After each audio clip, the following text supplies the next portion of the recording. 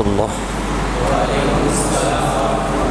إن الحمد لله الأكرم الذي خلق الإنسان وكرم وعلمه من البيان ما لم يعلم، فسبحان الذي لا يحصى امتنانه باللسان ولا بالقلم.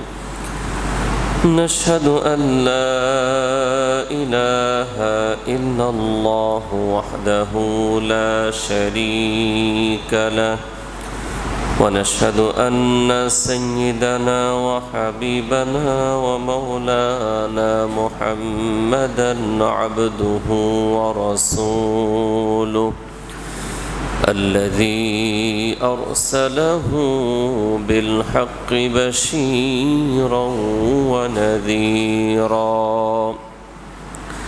وداعيا إلى الله بإذنه وسراجا منيرا.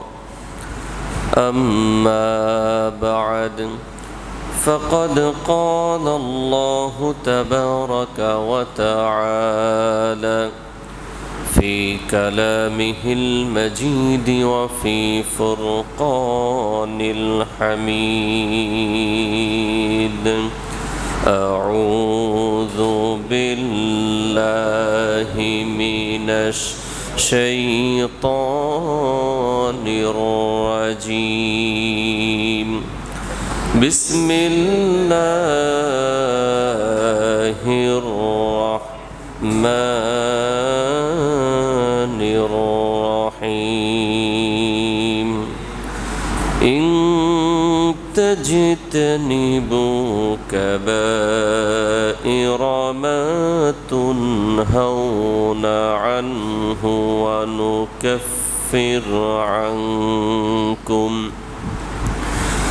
ونكفر عنكم سيئاتكم وندخلكم مدخلا كريما.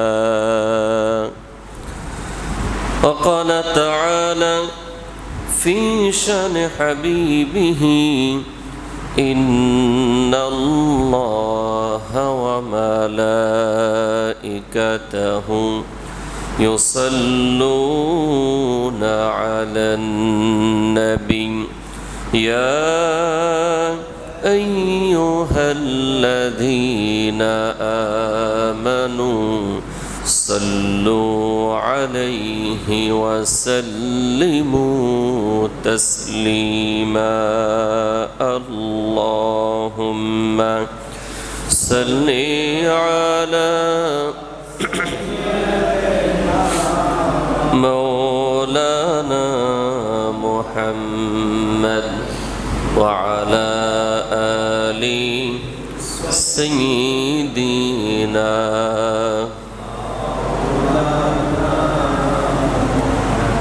بلغ العلا بكماله، كشف الدجى بجماله، حسنت جميع خصاله.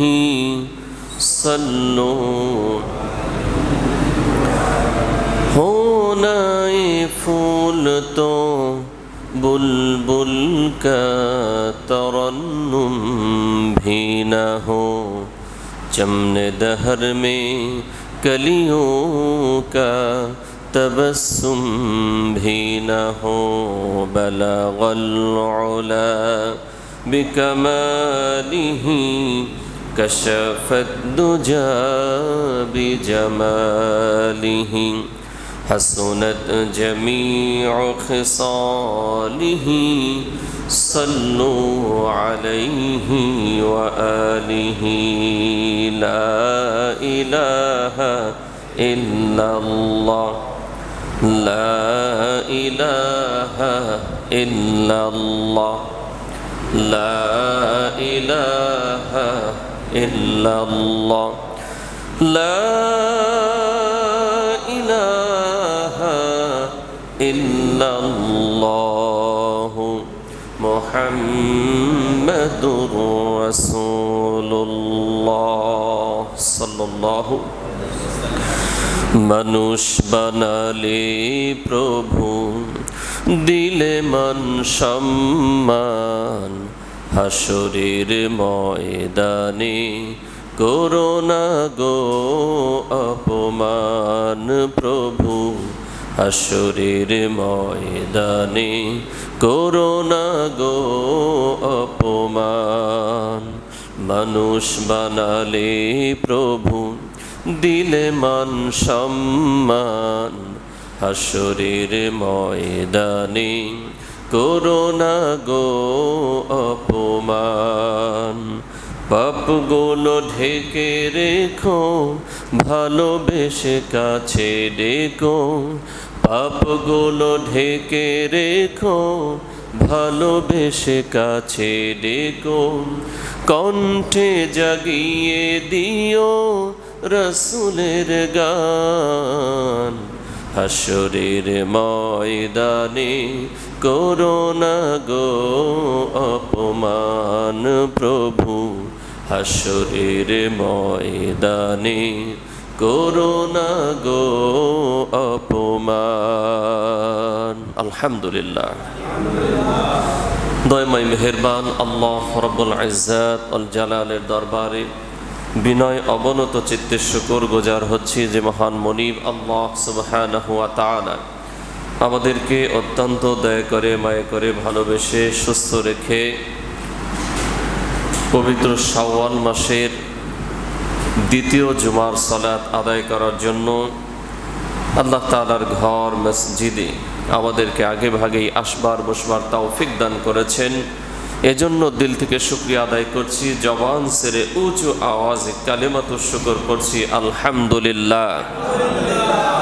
লাখ কোটি দরুদ সালাম পড়ছি আমার নবী, আপনার নবী, আমাদের নবী, প্রিয় নবী, বিশ্ব নবী মুহাম্মদুর রাসূলুল্লাহ সাল্লাল্লাহু আলাইহি ওয়াসাল্লামের উপর, সাহাবায়ে কেরাম, শুহাদায়ে ইজামের আলা ইল্লিয়িন আল্লাহ তাআলার দরবারে কামনা করছি। জবান ছেড়ে সকলে বলছি আমিন। সম্মানিত হাজিরিন, আমি আপনাদের খিদমতে কোরআনুল কারীমের 4 নম্বর সূরা সূরা নিসা এর 31 নম্বর আয়াত তেলাওয়াত করেছি। এই আয়াতে আল্লাহ তাআলা আমাদেরকে অত্যন্ত চমৎকার একটি মেসেজ জানিয়ে দিয়েছেন। গত জুমায় এই বিষয়টি নিয়ে কিছু কথা বলেছিলাম, আজকেও সেই ধারাবাহিকতায় কথা বলার ইচ্ছা পোষণ করেছি। আল্লাহ তাআলা যেন আমাদের প্রয়োজনীয় যেই কথা আমাদের দুনিয়া এবং আখিরাতে কল্যাণকর হবে সেই কথাগুলো বলবার তৌফিক দান করেন। সকলেই বলেন আমিন। সুবহানাকা লা ইলমা লানা ইল্লা মা আল্লামতানা ইন্নাকা আনতাল আলিমুল হাকীম। রব্বিশ শরহ লি সাদরি ওয়া ইয়াসসির লি আমরি ওয়াহলুল উকদাতাম মিন লিসানি ইয়াফকাহু কওলি। সম্মানিত উপস্থিতি, আমরা সবাই জান্নাতে যেতে চাই না জাহান্নামে? বলেন সবাই। সবাই জান্নাতে যেতেই চাই। আল্লাহ তাআলা যেন কবুল করেন, বলেন আমিন। জান্নাতে যাওয়ার জন্যে দরকার ঈমান আর আমল। কি দরকার? ঈমান আর আমল।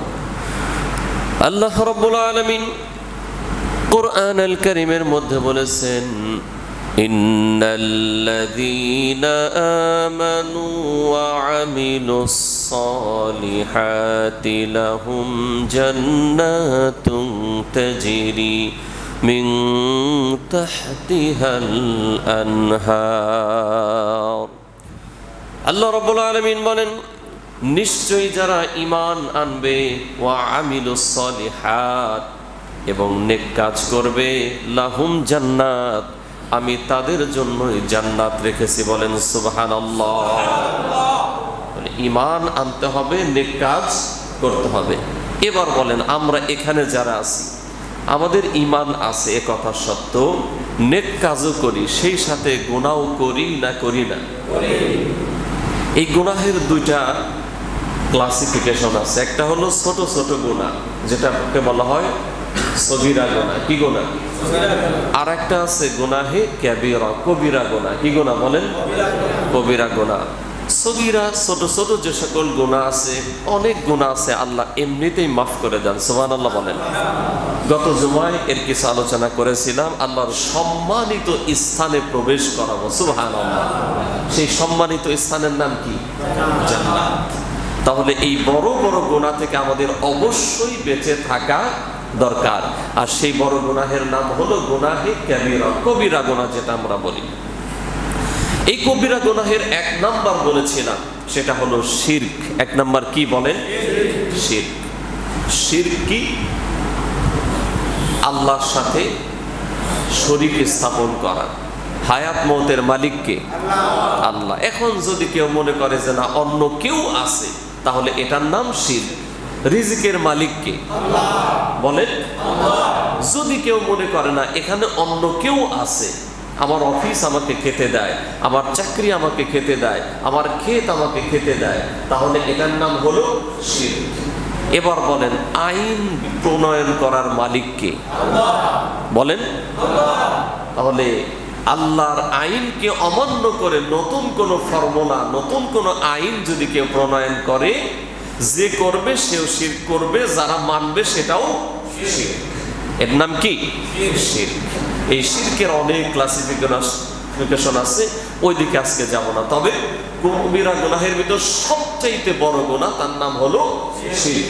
আল্লাহ কোরআনে নিজেই বলেছেন, ইন্না শিরকা লা যুলমুন আযীম, নিশ্চয়ই শিরক হলো মস্ত বড় অপরাধ। এই জন্য এই শিরক থেকে আমাদেরকে বেঁচে থাকার দরকার আছে না নাই? বাঁচবো তো ইনশাআল্লাহ। আল্লাহ তাআলা বেঁচে থাকার তৌফিক দান করো। সবাই জোরে সোরে বলেন আমিন। এটা হলো এক নাম্বার। কয় নাম্বার? জোরে বলেন। এক নাম্বার। দুই নাম্বার, শিরক হলো হত্যা করা। কি করা?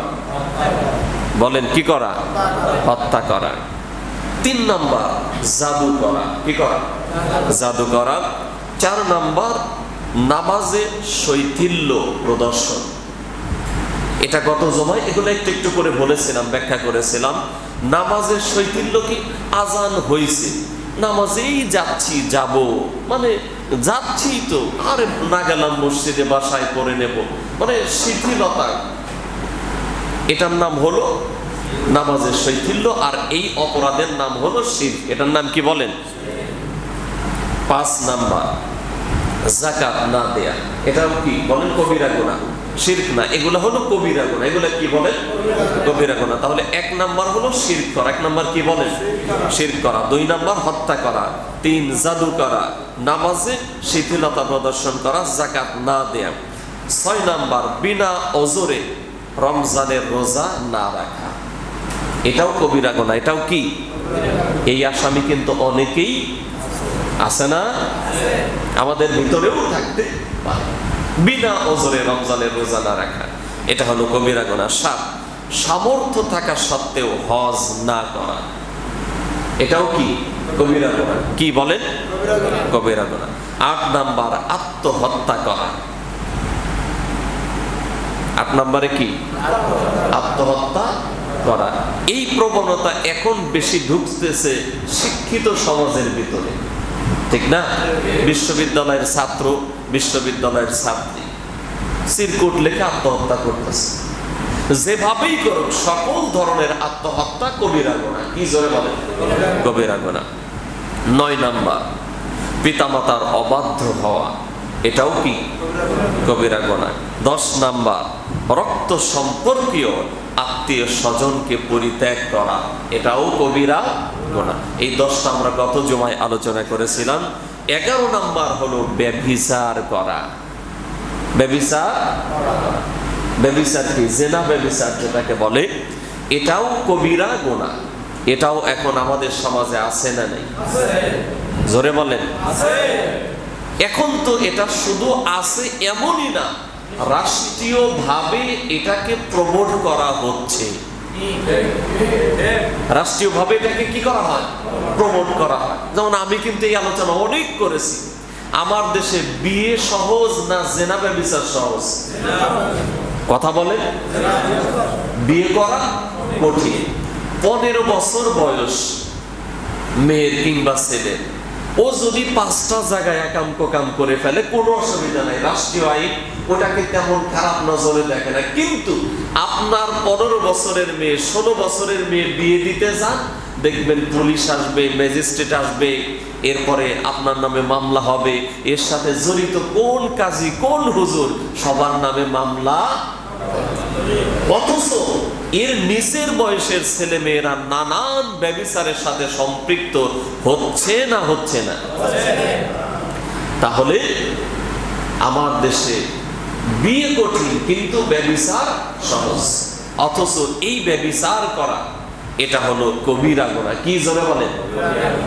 আল্লাহ রাব্বুল আলামিন কুরআন আল কারীমে আমাদেরকে সতর্ক করে জানিয়ে দিয়েছেন, তোমরা কেউ জিনা ব্যভিচার তো দূরে থাক, সাবধান সাবধান, ওয়ালা তাকরাবুজ জিনা, জিনা ব্যভিচারের কাছেও তোমরা কেউ যেও না, ওটার নিকটবর্তীও তোমরা হইও না। কোন সুবহানাল্লাহ। এটার কাছেও কেউ যেও না। যে কাজ করলে জিনা ব্যভিচার সমাজে বেড়ে যায়, ওই কাজও করা যাবে না, ওই কাজের কোনো সহযোগিতাও করা যাবে না। কিন্তু বলেন, কয়েকদিন আগে বৈশাখ পালনে দেশে হয়েছে না হয় নাই? এই উপলক্ষে জিনা ব্যভিচার আছে না নাই? বিশ্বাস করেন, আমার দেশে বৈশাখ উপলক্ষে যত ধরনের অনুষ্ঠান হয়, এর সাথে মুসলমান এবং ইসলামের 1% কোনো সম্পর্ক নাই। কথা কয় না? গোটাটাই হিন্দুয়ানি সংস্কৃতি, গোটাটাই কি হিন্দু সংস্কৃতি।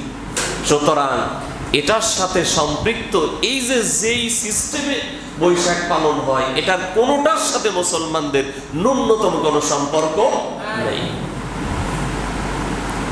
অথচ এই উপলক্ষে আমাদের মেয়েরা, আমাদের বোনেরা, আমাদের সমাজের নারীরা ওই ঢোল তবলা ছাপাওয়ালা শাড়ি পরে, ওটা শাড়িও না, ওটা মশারি।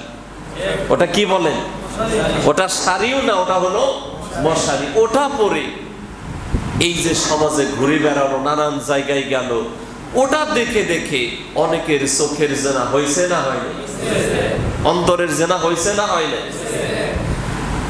শুধু চোখ আর অন্তর না, বাস্তবেও অনেক জায়গায় জেনা ব্যভিচার হয়েছে। ঠিক কিনা বলেন? তবে আলহামদুলিল্লাহ, বলেন আলহামদুলিল্লাহ, এখন মানুষ সচেতন হচ্ছে। আগের মতো কিছু বিভ্রান্ত লোক ছাড়া এখন আর এটা নিয়ে অত লাফালাফি কেউ করে। এই যে আমরা যারা এখানে আছি, আমাদের ভিতরে অনেকেই আমরা আমাদের ছেলে মেয়েদেরকে ওই ঢোল তবলা কোলাওয়ালা ছবি টবি, ছাপানো গেঞ্জি, নানান ধরনের কাপড় চোপড় আমরাও কিনে দিতাম, কিন্তু এখন আর আমরা সেটা কিনি না। ঠিক না বলেন? বলেন না আলহামদুলিল্লাহ। এভাবেই দিনের বিজয় হবে ইনশাআল্লাহ। জাআল হক ওয়া যাহাকাল বাতিল, সত্য প্রতিষ্ঠিত হবে, মিথ্যা ধ্বংস হবেই, কোনো সন্দেহ নেই। তাহলে এই ব্যভিচার এটা হলো কবিরা গুনাহ। কি জোরে বলেন? কবিরা গুনাহ। আল্লাহ পাক এটা থেকে আমাদেরকে বেঁচে থাকার তৌফিক দান করো, বলেন আমিন। 11 নম্বর কবিরা গুনাহ, সেটা হলো সমকামিতা এবং যৌন বিকার। এই সমকামিতা এটাও কি জোরে বলেন? কবিরা গুনাহ। কি জোরে বলেন? কিন্তু বিভিন্নভাবে আমার দেশে এটাকে ব্যাপকভাবে ছড়িয়ে দেওয়ার জন্য ষড়যন্ত্র আছে না নাই? আরেকটা নতুন ষড়যন্ত্র শুরু হয়েছিল, ওই যে একটা নাটক আপনারা অনেকেই দেখেছেন, বিভিন্ন সোশ্যাল মিডিয়ার মাধ্যমে, পেপার পত্রিকার মাধ্যমে, রূপান্তর একটা নাটক। এটার মাধ্যমে মূলত সমকামিতাকে প্রমোট করা হচ্ছিল। এই নাটক রিলিজ হওয়ার পরেই এটা নিয়ে ব্যাপক সমালোচনা শুরু হয়ে গেল। সাথে সাথে এটাকে ইউটিউব থেকে ডিলিট করা হলো। ওটাই যারা অভিনয় করছে, ঠেলার নাম কি বলেন? বলেন, ঠেলার নাম বাবাজি। ঠেলায় পরে হলেও বলছে যে এ জাতীয় কাজ আমি আর করব না। ঠিক কিনা বলেন? তবে এখান থেকে একটা শিক্ষা আমাদের জন্য আছে, যে কোনো দেশ এবং ইসলাম বিরোধ নিয়ে ষড়যন্ত্রের বিরুদ্ধে আমরা যদি সম্মিলিতভাবে প্রচেষ্টা চালাই তাহলে সেটা অবশ্যই বন্ধ হবে ইনশাআল্লাহ। তার বাস্তব প্রতিচ্ছবি এই যে নাটক, এটা ওরা ইউটিউব থেকে সরিয়েছে, সেই সাথে যারা অভিনয় করেছে ওরাও কিন্তু এটার বিষয়ে বিবৃতি দিয়েছে যে এ জাতীয় আর কাজ আমরা করব না। তবে আমরা সেই সাথে আরো বলবো যে বেটা অভিনয় করছে তার প্রকাশ্যে তওবা করতে হবে, ঠিক কিনা বলেন? ওর প্রকাশ্যে কি করতে হবে? তওবা করতে হবে, নইলে এ জাতি ওকে কখনোই মাফ করবে না। আর পরকালে ধরার একজন আছে, কে বলেন? বলেন বলেন, তার ধরা শক্ত না নরম? জোরে বলেন। আল্লাহ রাব্বুল আলামিন বলেন, ইন্না বাতশা রাব্বিকা লাশাদীদ, নিশ্চয়ই আপনার রবের ধরা এটা বড়ই শক্ত। কান সুবহানাল্লাহ। কিন্তু আল্লাহ ধরে না, ধরে না, ধরে না, ধরলে আর ধরলে আর ধরলে আর ছাড়ে না, ঠিক না? এই জন্য আমাদেরকে সাবধান হতে হবে। আমাদের সন্তানেরা, আমাদের ভাইয়েরা, আমাদের বোনেরা কোথায় যায়, কি করে, এ বিষয়ে আমাদেরকে সজাগ দৃষ্টি রাখার দরকার আছে না নাই? আমি অনেকবার বলেছি, এদেশের শিক্ষা ব্যবস্থা ধ্বংস করে ফেলেছে। এদেশের শিক্ষা ব্যবস্থা ধ্বংস করে ফেলেছে। আপনি স্কুল, কলেজ, ইউনিভার্সিটি বলেন আর আলিয়া মাদ্রাসা পর্যন্ত ওরা ধ্বংসের দ্বার প্রান্তে নিয়ে গেছে। শুধুমাত্র বাকি আছে কওমি মাদ্রাসা। কি? তবে এটাও আপনাকে বিশ্বাস করতে হবে, কওমি মাদ্রাসার ভিতরেও কিছু দালাল এরা অটোমেটিক তৈরি করে ফেলেছে। দালালেরা তৈরি করে ফেলেছে, তাদের অসংখ্য দালাল এই অঙ্গনেও আছে। দেখবেন তাদের কিছু সিমটম পাওয়া যায় কি, তারা লুটেরা এনজিওর অ্যাম্বাসেডার হয়, তাও মামলা হয় না, নানান অপকর্ম করে, তাও মামলা হয় না, তার জেল হয় না। কিন্তু একেবারে সাচ্চা, সঠিক পথে চলে, কিন্তু শক্ত কথা বলে, এর মামলার অভাব নেই, ঠিক না? এই জন্য এই বিষয়েও আমাদেরকে সজাগ দৃষ্টি রাখতে হবে। আল্লাহ তাআলা তৌফিক দান করে, বলেন আমিন। 13 নম্বর কবিরা গুনাহ হলো সুদের আদান প্রদান। কি? জোরে বলেন। সুদ হালাল না হারাম? জোরে বলেন। আল্লাহ কোরআনে স্পষ্ট বলেছেন, ইয়া আইয়ুহাল্লাযীনা আমানু লা তাকুলুর রিবা, এই ঈমানদারেরা সাবধান, সুদ খেও না। দেখেন বেজার হবেন অনেকেই, অধিকাংশ ব্যবসায়ী 99% প্লাস ব্যবসায়ীরা সুদের সাথে জড়িত। কেউ কিন্তু ঠিক বললেন না এখন, ঠিক না? কথাটা সত্য না মিথ্যা? এনজিও থেকে নানান ভাবে, ভাই আমি যদি মুসলমান থাকতে চাই, মুত্তাকি হতে চাই, প্রয়োজনে না খেয়ে থাকবো, তবু আল্লাহ যেটা অনুমতি দেন নাই, রসুল যেটা অনুমতি দেন নাই, সেখানে যাওয়ার সুযোগ আমার। আবার বাড়িওয়ালাদের কথা বললে তারা বেজারি হয়ে যাবে, তাই না? অধিকাংশ চারদিকে বড় বড় বিল্ডিং আপনারা দেখেন, কিন্তু ম্যাক্সিমাম বিল্ডিং কি বলেন?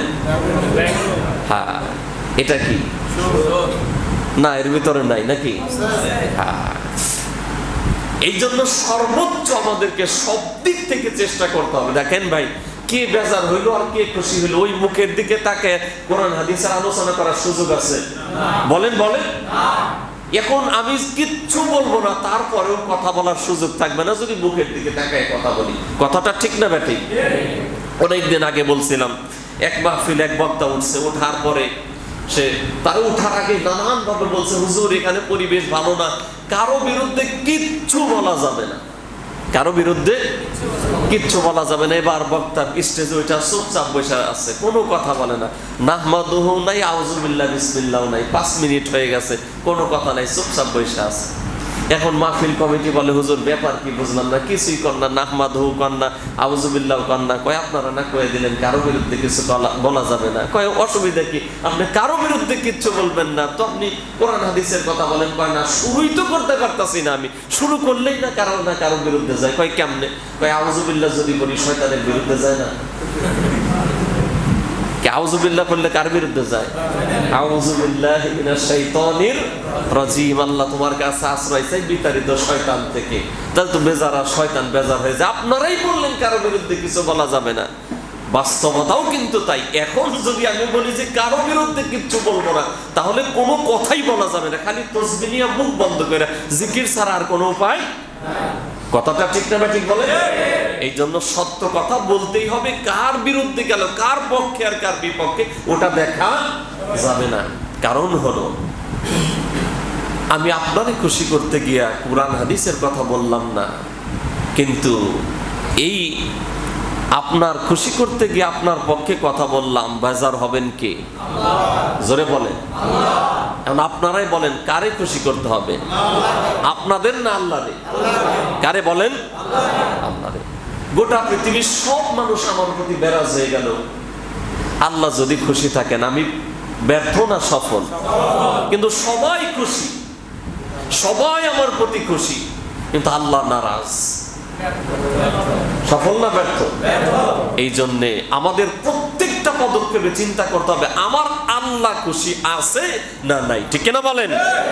এতে চাকরি থাক আর যাক, কে খুশি হইলো কে বেজার হইলো ওইটা দেখা যাবে না, দেখতে হবে আল্লাহকে। কাকে? জোরে বলেন। আল্লাহ তাআলা আমাদেরকে সেই অনুযায়ী জীবন পরিচালনা করার তৌফিক দাও, বলেন আমিন। 14 নাম্বার, ইয়াতিমের উপর জুলুম করা। কার উপর? ইয়াতিমের উপর জুলুম করা। এটাও হলো কবিরা গুনাহ। কি গুনাহ? জোরে বলেন। কবিরা গুনাহ। 15 নাম্বার, আল্লাহ ও রাসূলের উপর মিথ্যা আরোপ করা।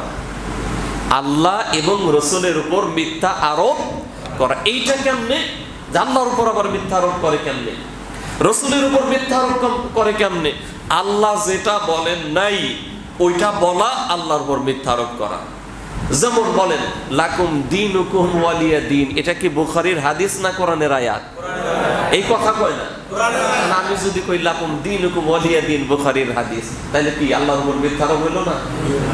হ্যাঁ, আছে কোরআন, বানাই দিলাম কি হাদিস। এরপরে ওই যে এক মুরগি চোরা আছে, নাম কি? হ্যাঁ, আরে সবাই তো চিনেন, বলেন নামটা। শাহরিয়ার কবির। এ বলে কি লা ইকরাহা ফিদ্দীন, ধর্ম নিয়ে বাড়াবাড়ি নাই। ও বেটা বুঝেই না যে এই আয়াত আল্লাহ কি বলছেন, লা ইকরাহা ফিদ্দীন, ধর্ম নিয়ে বাড়াবাড়ি নাই। হ্যাঁ, এখানে আল্লাহ কি বুঝাইছেন? ধর্ম নাই, কিন্তু যে মুসলমান ওকে ইসলামী অনুশাসন মানতেই হবে, মানতেই হবে। এটা নিয়ে অবশ্যই চাপ সৃষ্টি করা যাবে, কিন্তু ধর্ম গ্রহণ করার ব্যাপারে কাউরে জোর করে ধর্মান্তরিত করা যাবে না। এটা আল্লাহ এটা বোঝাইছেন। কিন্তু মুফাসসির আল্লামা শাহরিয়ার কবির নাকি উনি ব্যাখ্যা যা করেন, এটা টোটালি আল্লাহর উপর মিথ্যা আরোপ করা, রাসূলের উপর মিথ্যা আরোপ করা। এই জন্য এটা কবিরা গুনাহ। এই জাতীয় কবিরা গুনাহ থেকে আমাদেরকে বেঁচে থাকতে হবে। ঠিক কিনা বলেন?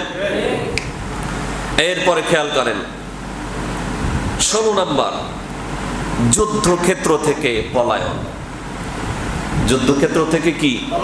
এখন আমাদের দেশে তো আর যুদ্ধ নাই, পলানোর কোনো সিস্টেম নাই। যদি কখনো যুদ্ধ লেগে যায় ভিনদেশী তাবেদারদের থেকে এই দেশকে রক্ষা করার জন্য, এই দেশে ইসলামকে সমুন্নত করার জন্য কখনো যদি যুদ্ধ লেগে যায়, আমরা কি পালাবো না থাকবো? থাকবেন? আওয়াজই নাই, এরা বলে থাকবো, লোক আর চিনলাম না। থাকবেন?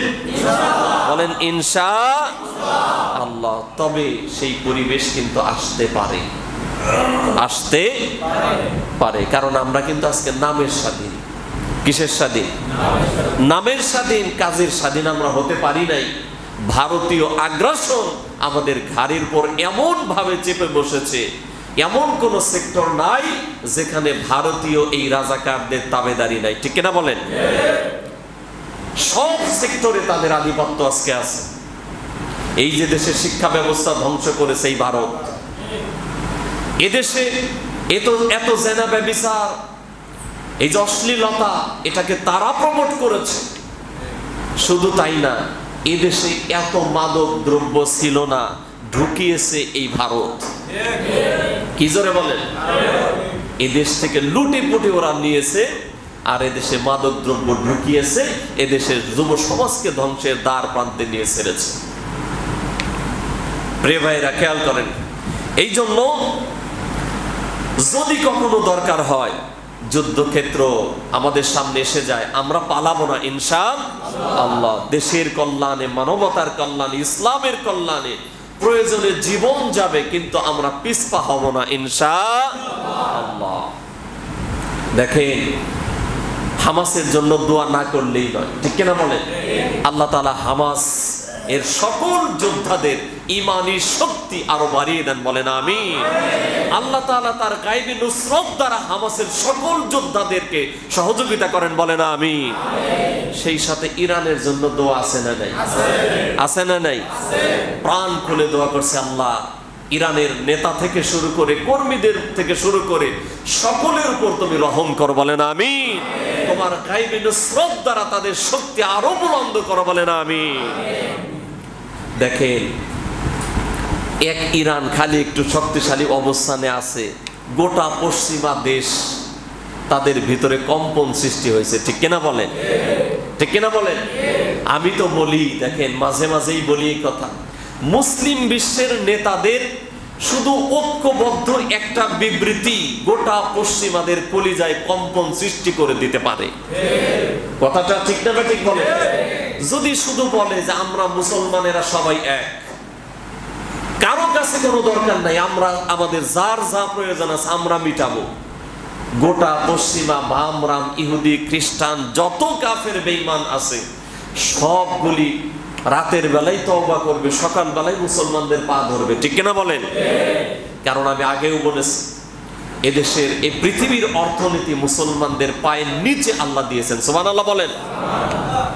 যত অর্থনীতির অন্যতম উৎস আছে সব মুসলমানদের পায়ের নিচে আল্লাহ তাআলা দিয়ে দিয়েছেন। স্বর্ণ মুসলমানদের কাছে, রাবার মুসলমানদের কাছে, তেল মুসলমানদের কাছে, শস্য মুসলমানদের কাছে। শুধুমাত্র তারা তাবেদারি করে কেন? অনেকেই আছে অবৈধ চেয়ারে বসে আছে, এই অবৈধ চেয়ার টিকিয়ে রাখার জন্য কাফের বেঈমানের দালালি করে তাদের অবৈধ চেয়ারকে টিকিয়ে রাখে। যেমন সোনার বাংলাদেশেও যারা ক্ষমতায় আছে, ওরাও জানে যে ভারত কখনোই এদেশের বন্ধু ছিল না, এখন নাই, ভবিষ্যতেও হবে না, এটা ওরাও জানে, কিন্তু বলে না, কারণ বললে চেয়ার থাকে না। বললে কি চেয়ার থাকে না? এটাই সত্য কথা। এটাই কি বলেন? সত্য কথা। প্রিয় ভাইয়েরা, এই জন্য যদি কখনো দিনের প্রয়োজনে, দেশের প্রয়োজনে ডাক দেওয়া হয়, থাকবেন তো ইনশাআল্লাহ? না পালাবেন? পালাবো না ইনশাআল্লাহ। আল্লাহ তাআলা আমাদেরকে সেই তৌফিক দান করে, বলেন আমিন। 17 নাম্বার, এটা না বললেই ভালো হয়। 17 নম্বরটা বাদ দিই নাকি কম? হ্যাঁ, এটা তো বললে অনেক মিলা যাবে। খেয়াল করেন, শাসক কর্তৃক শাসিতের উপর জুলুম। শাসক কর্তৃক শাসিতের উপর জুলুম, এটা কবিরা গুনাহ। এটা কি? গোটা পৃথিবীর অধিকাংশ জায়গায় আছে, কিন্তু আলহামদুলিল্লাহ সোনার বাংলাদেশে এটা নাই। হ্যাঁ, ঈদের দিনেও কারেন্ট যায়। ঈদের দিনেও কি গেছে না যায় নাই? জানেন এটা আপনারা? ঈদের দিনেও কারেন্ট যায় কেন? কারণ হল কারেন্ট বিল আপনারা দেন নাই। আপনারা ঠিকঠাক মতো কারেন্ট বিল দিলে তো আর এই সমস্যা হয় না। এত হাজার হাজার কোটি টাকা বিদ্যুৎ বিল বাকি থাকে না, আপনারা ঠিকঠাক মতো দিবেন তো? হ্যাঁ, আমরা দেই, আসলেই তো দেই। বলেন, কারো বিদ্যুৎ বিল বাকি আছে? হ্যাঁ, বিদ্যুৎ বিল বাকি থাকলে আছে মন্ত্রী মিয়ার। মন্ত্রী মিয়ার, ঠিক না বলেন? বিদ্যুৎ বিল বাকি থাকলে আছে এমপি সাহেবের। পত্রিকায় দেখছিলেন না? এত লক্ষ টাকা অমুক মন্ত্রীর বিদ্যুৎ বিল বাকি, এবং তাদের যত মিল ইন্ডাস্ট্রি আছে অধিকাংশ অনেক আছে, এগুলা তারা নানান ভাবে চুরি করে বিদ্যুৎ চালায়। যেটা ড্যামারেজ দিতে হয় কাদের? বলেন কাদের? এটা জুলুম না, এটা সুবিচার নাকি? হ্যাঁ, এটার নাম কি বলেন? তাহলে শাসক কর্তৃক যে কোনো শাসিতের উপর জুলুম, এটা কবিরা গুনাহ। এটা কি জোরে বলেন? আমাদের নৈতিক অধিকার দেশের আইনেও খাদ্য, বস্ত্র, বাসস্থান, চিকিৎসা, শিক্ষা, এই পাঁচটা আমাদের দেশীয় আইনে সংবিধান অনুযায়ী আমাদের ন্যায্য অধিকার। এই অধিকার আমরা পাচ্ছি? বলেন পাচ্ছি? প্রিয় বন্ধু, সকল প্রকার জুলুম শাসক কর্তৃক শাসিতের উপর, এটা হলো কবিরা গুনাহ। কি জোরে বলেন? কবিরা গুনাহ। এরপরে অহংকার। কি জোরে বলেন? অহংকার, এটাও কবিরা গুনাহ। আমাদের ভিতরে অহংকার আছে না নেই? আপনার চেহারা একটু ভালো, আরেকজন কালা, আপনার অহংকারে আপনি ফেটে পড়েন। আপনার কিছু টাকা পয়সা আছে, পাশের বাড়ির টাকা পয়সা নাই, আপনি অহংকারে ফেটে পড়েন।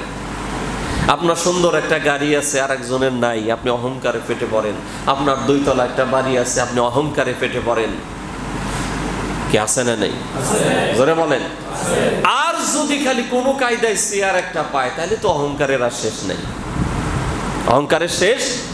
এই আমরাই তো বাসায় রাখছি সব, ঠিক না? কোন ধরনের অহংকার করা যাবে? আল্লাহ স্পষ্ট বলেছেন, ইন্নাল্লাহা লা ইউহিব্বুল মুতাকাব্বিরিন, নিশ্চয়ই আল্লাহ কোন অহংকারীকে ভালোবাসে না। আল্লাহ যদি কাউরে ভালো না বাসে, ওর কি বাঁচার কোনো উপায় আছে? বলেন বলেন। এই জন্য কোন ধরনের অহংকার করা যাবে না। সুবহানাল্লাহ কর।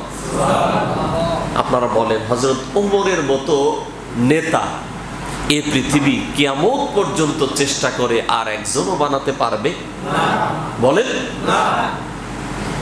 অর্ধ পৃথিবীর প্রেসিডেন্ট ছিলেন, কিন্তু কোনো অহংকার ছিল না। আপনাদের সবার জানা, জুমার খুতবা দিচ্ছিলেন, খেয়াল করেন, জুমার খুতবা দিচ্ছিলেন ওমর রাদিয়াল্লাহু আনহুর মতো এত বড় একজন নেতা, অর্ধ পৃথিবীর প্রেসিডেন্ট, ক্ষমতা তার কম না বেশি? খুতবা দিচ্ছেন, এমন সময় সাধারণ একজন মুসল্লি দাঁড়ায় বললেন, আমিরুল মুমিনিন, আপনার খুতবা বন্ধ করেন। এই কথা আমার একজন কন তো, আমার একজন কন, আমার ঠেলায় আর ওই মুসল্লি মসজিদে থাকতে পারবে? বলেন কোন খতিব সাথে কন্ত দিই। কিন্তু আমিরুল মুমিনিন, অর্ধ পৃথিবীর প্রেসিডেন্ট হযরত ওমর, তিনি সাথে সাথে খুতবা বন্ধ করে দিলেন। দেখেন, শুধু তাই না, ওই সাধারণ মুসল্লি, দেশের জনগণ, সে দাঁড়ায় বললেন, আমিরুল মুমিনিন, আপনি কোরআন হাদিসের পক্ষে থাকবেন যতক্ষণ, আমরা আছি সাথে ততক্ষণ। কোরআন হাদিসের বাহিরে গেলে এই যে আমার এই তরবারি আপনার ফয়সালা করবে। আল্লাহু আকবার কোন না? সাধারণ একজন মুসল্লি, সাধারণ একজন জনগণ এই বক্তব্য দিলেন। হযরত ওমর রাদিয়াল্লাহু তার বক্তব্য শুনলেন, আবার নিজের খুতবা শুরু করলেন। সুবহানাল্লাহ। আর মিয়া চান্দু, মানুষ ভোটও দেয় নাই, উনি হয়ে গেছে মেম্বার, ওনার বিরুদ্ধে বললে বাবারে বাবা, এলাকায় থাকার কায়দা নাই। আর কোন কায়দায় এমপি হইলে তাহলে তো সর্বনাশ, তার বিরুদ্ধে বলাই যাবে না। আর প্রধানমন্ত্রী যত বড় জালেম হোক, তার বিরুদ্ধে মুখ খোলাই যাবে না। 24 ঘন্টা না গেলে আগেই মামলা হয়ে যাবে, যাওয়ার আগেই, ঠিক না? প্রিয় বন্ধুগণ, এটা শাসক কর্তৃক শাসিতের উপর জুলুম এবং অহংকার। এটা কি জোরে বলে? অহংকার। এই ধরনের কোনো অহংকার করা যাবে না। এরপরে খেয়াল করেন, 19 নম্বর, মিথ্যা সাক্ষ্য দান করা। কি জোরে বলেন? এটা কি? কোন অপরাধ? সবাই বলেন। মিথ্যা সাক্ষ্য দেয়া এটা কবিরা গুনাহ। এটা কি জোরে বলে? কবিরা গুনাহ, যেটা আমার দেশের বিচার ব্যবস্থায় তো নাই, অন্যান্য দেশে আছে। একজন বিশ্বনন্দিত মুফাসসির 4000 পৃষ্ঠা লেখা হয়েছে তার বিরুদ্ধে, অসংখ্য সাক্ষী বানানো হয়েছে, সবগুলাই তো সত্য, কত ভাগ মিথ্যা বলেন বলেন? তাহলে এটা কি? এই অপরাধের নাম কি বলেন? কবিরা গুনাহ। জবাব দেওয়াই লাগবে। আমরা যারা আছি, খেয়াল করেন, আমরা যারা আছি, কোন ধরনের মিথ্যা এর সাথে আমাদের কোনো সম্পর্ক থাকবে বাইরে। বড় বড় জায়গা বাদই দিলাম, এখন গ্রামে গঞ্জে ছোট্ট ছোট্ট বিচার আচার করতে গিয়েও এলাকার মাতব্বরেও রাতের বেলায় গিয়ে 2000 টাকা দিলে কি আছে না নাই বলেন? 5000 টাকা দিলে তো কথাই নাই, 2000 দিলেই শেষ, মামলা ডিসমিস। এরপরে 500 টাকা গুইজা দিচ্ছেন যে তুই পাশে বাড়ির ভিতরে আসিলি কবি যে আমি দেখছি, 500 টাকা পাইয়া সাক্ষ্য দিচ্ছে। গত জুমায় বলেছিলাম, দেখেন ওই যে আল্লামা সাঈদীকে যার মামলায় অপরাধ শনাক্ত করা হয়েছিল, সুখরঞ্জন বালির ভাই, বিশাব আলীর ভাই সুখরঞ্জন বালি, একটা হিন্দু, আপনারা দেখছেন, ওরে ধৈর্য নিয়ে বিদেশের জেলখানায় রাখছে, ওখান থেকে দেশে আসছে আবার কতদিন পর। এরপরেও আল্লামা সাঈদী যখন ইন্তেকাল করছেন নিজে আসছে, চোখের পানি ছেড়ে দিছে, অসংখ্য মিডিয়ার সামনে বলছে যে না, এখনো আমি বলছি আল্লামা সাঈদী কোনো অপরাধ করেন নাই। আপনার তো শেখা দরকার একটা হিন্দু কতটা আদর্শতা, আর আপনি আর আমি না মুসলমান। কেমনে 500 টাকা পাইয়া, কেমনে একটু সহযোগিতা পাওয়ার আশায় মিথ্যা সাক্ষ্য দিয়ে রে ভাই, এখান থেকে শিখতে হবে আমাদের। এই জাতীয় কোনো কাজের সাথে আমাদের সম্পর্ক রাখা যাবে, আল্লাহ তাআলা তৌফিক দাও, বলেন আমিন। এরপরে 20 নাম্বার, মদ পান করা কবিরা গুনাহ। কি জোরে বলেন? বলেন মদ পান করা। এখন মদ বলতে খালি শরবত যেটা ওইটা নাকি? গাঁজা, ইয়াবা, হেরোইন, ফেন্সিডিল, এ জাতীয় যা আছে, কুল্লু মুস্কিরিন, সকল মাদক দ্রব্য, এটা কবিরা গুনাহ। এটা কি জোরে বলেন? কবিরা গুনাহ, হারাম। এটা কি বলেন সবাই? হারাম। এটার সাথে কোনো সম্পর্ক রাখা যাবে না, কবিরা গুনাহ, মনে থাকবে ইনশাআল্লাহ। এখন সিগারেটও অনেকেই হারাম বলছেন, তা আমি বলতেছি না, এটা নিয়ে ইখতিলাফি মাসালা, অনেকেই বলছেন এটাও হারাম। কি বলছেন?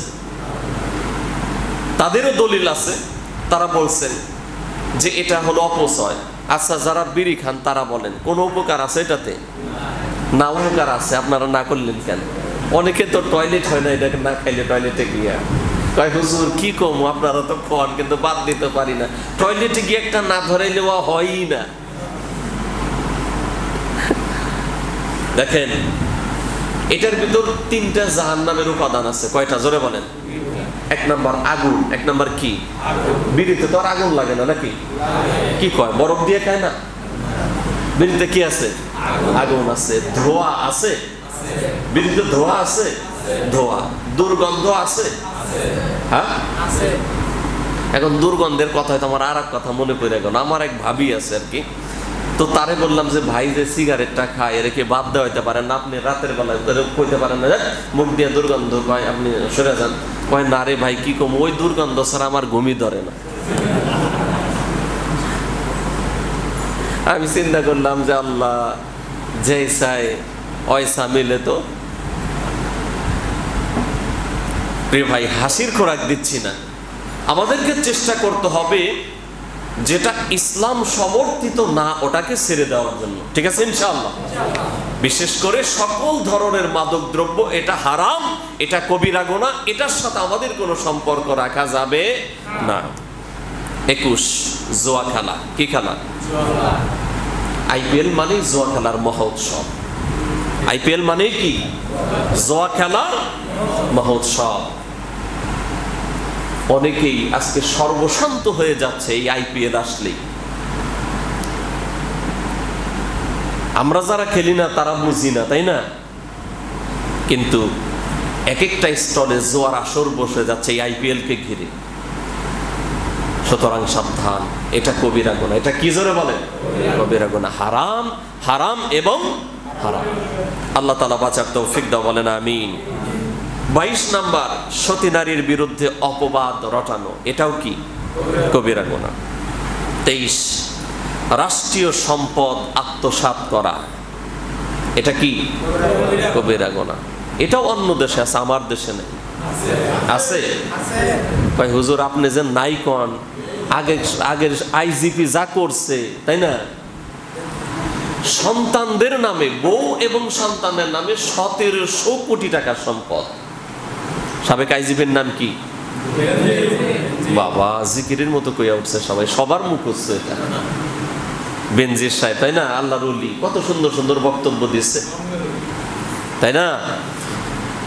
আরে মিডিয়ায় যদি বলে 1700 কোটি, তাহলে তো 300 কোটি আছে ও, ঠিক না?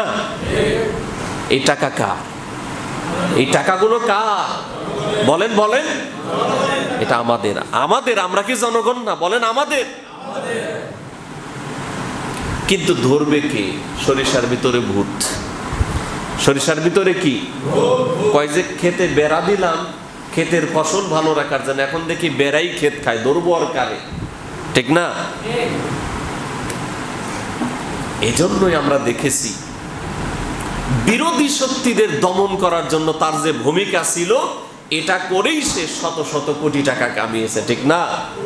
তবে হ্যাঁ, হয়তোবা আমাদের কাছ থেকে বেঁচে যাবে, ধরার একজন আছে না নেই? অবশ্যই প্রতি পয়সার হিসাব দেওয়া লাগবে।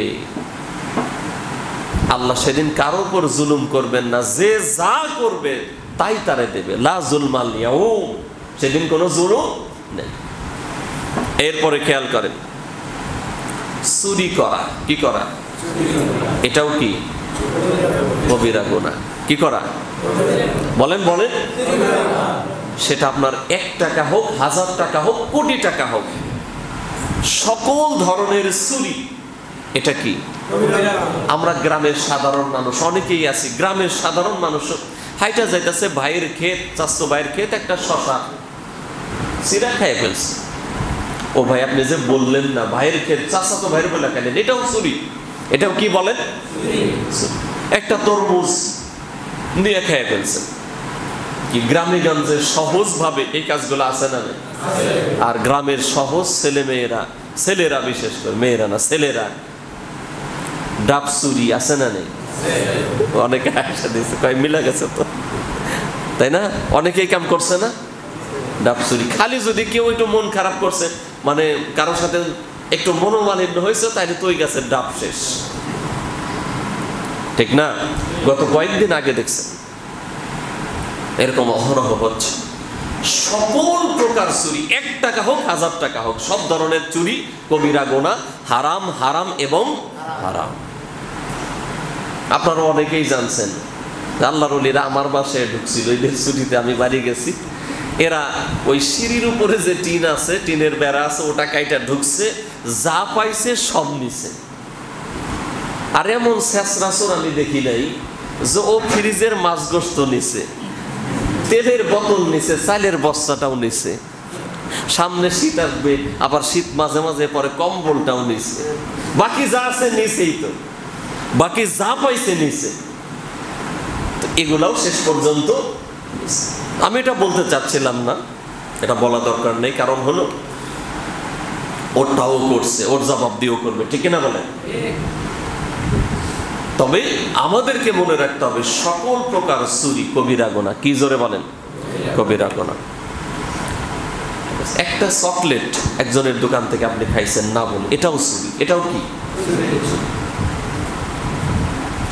এরপরে ডাকাতি করা, এটাও কবিরা গুনাহ। মিথ্যা শপথ করা, আছে না নেই? আল্লাহর কসম, মায়ের কসম, বাবার কসম, এই কসম সেই কসম। কসমের ক্ষেত্রে মাসালা হলো আল্লাহ ছাড়া কারো নামে কসম করা জায়েজ নাই, হারাম। কসম করতে হবে কার নামে? সবাই বলেন, একমাত্র আল্লাহর নামে কসম করা যাবে। কিন্তু এই কসম যদি মিথ্যা হয়, মিথ্যা শপথ করা, এটাও কবিরা গুনাহ। এরপরে জুলুম করা। জুলুম আছে না নেই? আমরা সাধারণ মানুষ যারা তারাও জুলুম করি। কেমনে? একটা রিক্সা নিয়ে আসছি, ভাড়া 30 টাকা, করে দিছি 20 টাকা, আবার চাইছে ধমক, মানে পাওয়ার আছে এলাকার লোক আমি, বা একটু পজিশন ভালো আছে দিলাম। এই যে জুলুম, এটাও কি বলেন? কবিরা গুনাহ। আবার রিক্সাওয়ালারাও জুলুম করে না? করে না? করে না? ঈদ আসছিল, জুলুম কারে কয়? খালি রিক্সাওয়ালা না, যত ধরনের যানবাহন আছে করছে না করে নাই? আনোয়ার সিএনজি থেকে ইউনিক স্ট্যান্ডে নামছে আমার এক বন্ধু হুজুর, সে 10 টাকা দিতে গেছে, 5 টাকা দিলেই কি তো আনোয়ার সিএনজি আর ইউনিক স্ট্যান্ডকে অনেক দূরে দিছে, বের করে 10 টাকা কয় না 20 টাকা লাগবে। মানে পুরা তুমুল ঝগড়া। কয় একদিনই তো নিব, একদিন কইতে কইতে ঈদের আগে 5 দিন, ঈদের পরে 10 দিন, ঠিক না? এটাও কি জুলুম? এটাও কি বলেন? জুলুম। এই যে অনেক মানুষ যারা দূরে দূরে বাড়ি, অনেকেই যেতে পারে নাই এই জুলুমের কারণে। কেমনে? স্বাভাবিক ভাড়া 500, 600, 700, 800, এখন ডাবল করলেও মানায় তো 3 ডাবল। কত? জামালপুরের ভাড়া কত সারা বছর? 200, কিন্তু দেওয়া লাগছে কত? 800। বেশি কত? কয় ডাবল হয়েছে বলেন? যত টাকা কামাইছে সবগুলা কবিরা গুনাহ, হারাম হয়েছে। কি জোরে বলেন? হারাম সব। এরপরে জোরপূর্বক সাদা আদায় করা, এটাও কি? হারাম খাওয়া, হারাম উপার্জন করা, মিথ্যা বলা, সবই কবিরা গুনাহ। মোট হইল 30টা। কয়টা? 30টা পয়েন্ট। মিথ্যা বলা কি বলেন? জোরে বলেন। মিথ্যা বলি না বলি না? কম না বেশি? দ্বিধার সে মিথ্যা চলছে। এই জন্য সকল প্রকার কবিরা গুনাহ থেকে আমাদেরকে বেঁচে থাকতে হবে। আল্লাহ তাআলা যেন তৌফিক দান করেন, বলেন আমিন। কারণ আল্লাহ রাব্বুল আলামিন বলেছেন, ইন তাজতানিবু কাবাইরা মা তুনহাউনা আনহু নুকাফির আনকুম সাইয়্যাতিকুম ওয়া নুদখিলকুম মুদখালান কারীমা। আল্লাহ বলেন, এই তোমরা যদি বড় বড় গুনাহ থেকে বেঁচে থাকতে পারো, যা থেকে তোমাদেরকে বেঁচে থাকতে বলা হয়েছে ওটা থেকে যদি বেঁচে থাকো, তাহলে ছোট ছোট গুনাহগুলো আমি নিজেই মাফ করে দেব। সুবহানাল্লাহ। এই জন্য জেনে জেনে বুঝে বুঝে আমাদেরকে সকল প্রকার কবিরা গুনাহ থেকে বেঁচে থাকতে হবে। আল্লাহ তাআলা তৌফিক দান করে, বলেন আমিন। আর একটু জোরে বলেন আমিন। হাদা মা ইনদি ওয়াল ইলমু ইনদাল্লাহ আলাইহি তাওয়াক্কালতু ওয়া ইলাইহি উনীব। আর সামনে যাব না, আবার আগামী জুমা এখান থেকে শুরু করব 31 থেকে ইনশাআল্লাহ। প্রিয় ভাইরা, এই জন্য আপনারা আগে আসবেন না পরে আসবেন? তাড়াতাড়ি না